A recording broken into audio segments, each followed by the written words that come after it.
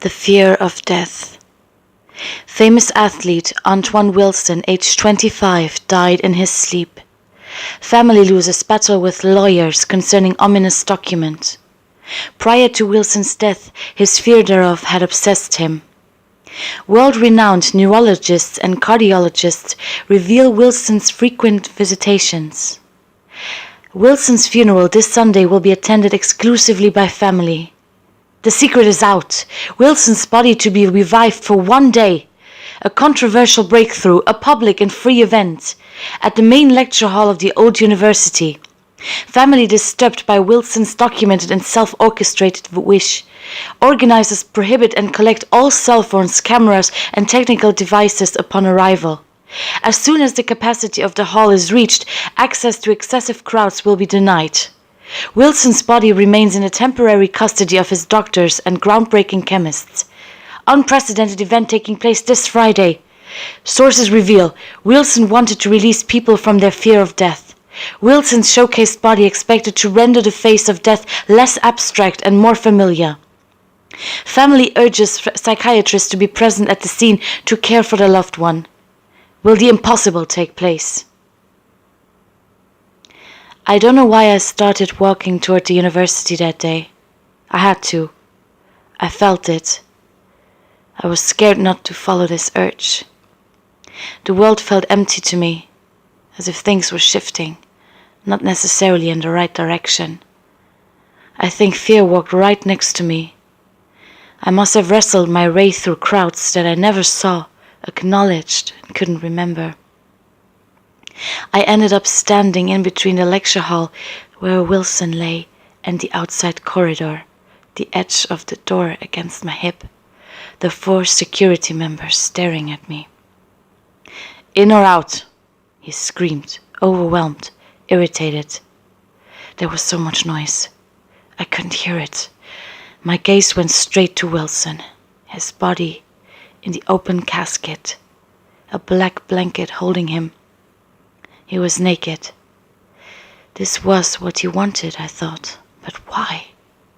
I observed him, and all of a sudden his eyes opened and he rolled on his belly.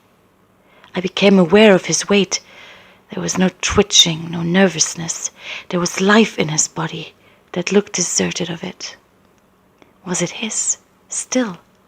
The entire team that supported and enabled his vision and theirs was assembled like a fortress around him, monitoring and documenting every single detail. I had never seen a dead body before. At this distance I felt safe, but upon looking at the enraged face of the security man next to me, I took one step forward and the door shut violently behind me, secluding the people who failed to attend the event. I was directed to the only vacant seat, and I understood that the only way to get there was to walk past Wilson. The only thing and rhythm that I was aware of was the beating of my heart, as if I was falling and suddenly waking up with an abrupt gesture. As I walked past the body in the casket, the gaze of the entire team on me, the audience murmuring in ecstasy, I noticed 2 lozenged scars on his behind, one on each buttock. Nothing made sense to me, and I became disoriented, dizzy, reached my seat, and regained my suppressed breath. I looked around me, and I couldn't find the family. Wilson had made sure that they would never be among the attendees. Suddenly, I turned my eyes toward the casket, and it was empty. I couldn't remember the sounds of the room, just a sensation that led everybody to turn their attention toward one spot of the hall. And there was Wilson, standing tall, muscular, the blackness of his skin a bit faded, talking in his voice, gesticulating, laughing. The team looked exhilarated, scribbling, proud, observing, amazed. The tension in the room penetrated my stomach. According to the lack of sounds in the room, one would have thought that Wilson was alone, talking to himself. But there were hundreds of people.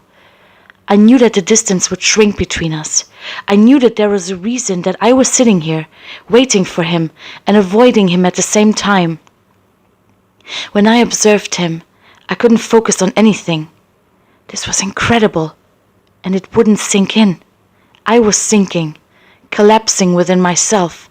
I felt drained, and the more introverted I became, the more he could sense me, and my terror increased. Death reappeared in my mind, and I was sure that my heart would jump out of my chest. I didn't register any reactions to Wilson prior to my own, when he was moving toward me, elegant, determined, focused. He walked up the stairs, and the only thing that I could think of was death, not life. He was moving.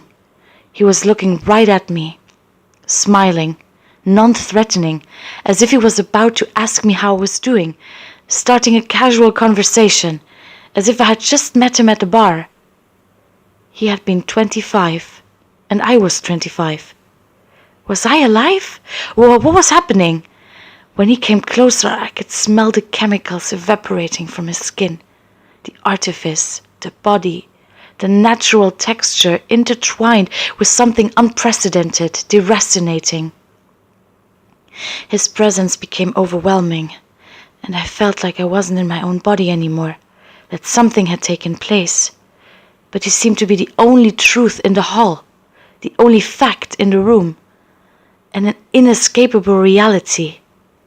He squeezed in next to me and another girl, and upon contact I jumped up and she jumped up and we shrieked. I was ashamed, and I realized that my reaction would contaminate the entire audience.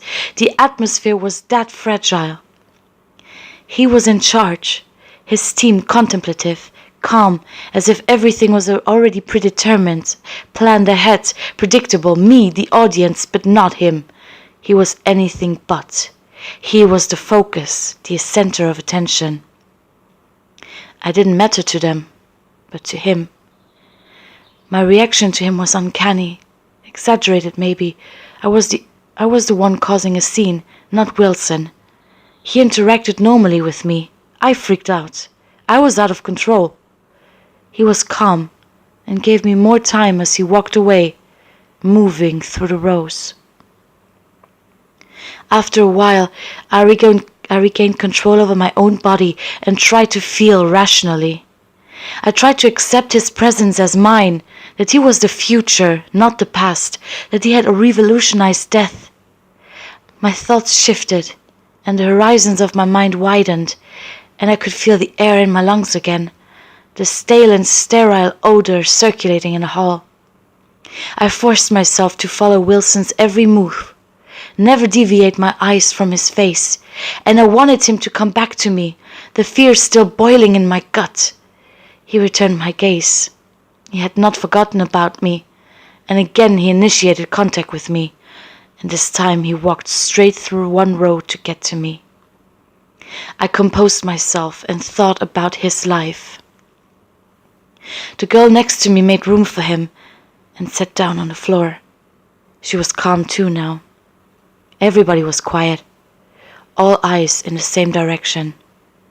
Wilson's scent was overpowering, but I forced myself to focus on him, what he had to convey, why we were here, opposite each other, together. His eyes were clouded by a yellowish sheen, but they were bursting with vigor otherwise. His face ripe with youth still, and a wave of sadness ran through me. He was smiling at me, the microcosm of his nerves and muscles. He wanted to hold me there, in the absence of fear, of loss, of nothingness. I inhaled the air he exhaled, and my life connected with his death. He was the contrary of what he was. He banned my grief, my urge to cry, my rage that he had been taken away too early. Wilson erased those thoughts as quickly as they erupted.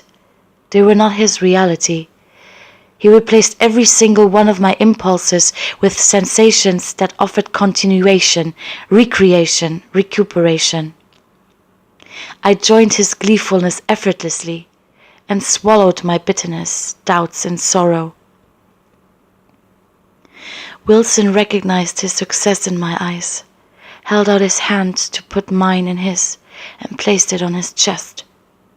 I knew that his heart had stopped beating, that he had suffered a heart attack, but I could feel his heartbeat on the palm of my hands, on my skin, entering my body, drumming across my mind.